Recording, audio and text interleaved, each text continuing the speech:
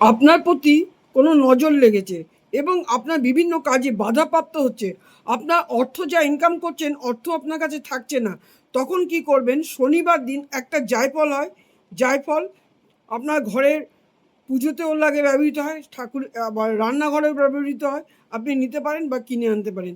একটা জায়ফল নেবেন, জায়ফল নিয়ে এরম করে ৭ বার জায়ফলটাকে এরম করবেন, এরম করবেন আর বলবেন যে আমার মধ্যে যত নেগেটিভ শক্তি না বা যত খারাপ জিনিস যেটা আছে সেটা যেন এর মধ্যে অবশ্যই প্রবেশ করে যায়। এরমভাবে আপনি ১১ বার এরম করবেন আর সেই কথাটা বলবেন। এই করতে জোরে, জোরে করবেন। আমি যেরম দেখাচ্ছি ওরম না, জোরে, জোরে করবেন যে আমার মধ্যে যেরম শক্তি আছে, যা শক্তি আছে শক্তি নষ্ট হয়ে যাচ্ছে এবং আমার মধ্যে যে নজর লেগেছে এর মধ্যে যেন এটা প্রবেশ করে যায়। এটা হয়ে যাবে। গ্যাসটাকে জ্বালিয়ে রাখবেন আগে।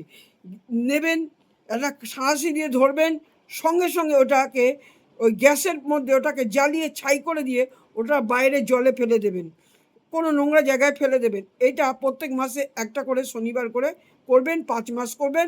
আপনার মধ্যে তার আগেই আপনার ভালো হয়ে যাবে অবশ্যই। আপনি যেই খারাপ জিনিস, খারাপ শক্তিটা আপনার মধ্যে প্রবেশ করেছে, আপনার কাজ হচ্ছে না, সব ঠিক হয়ে যাবে।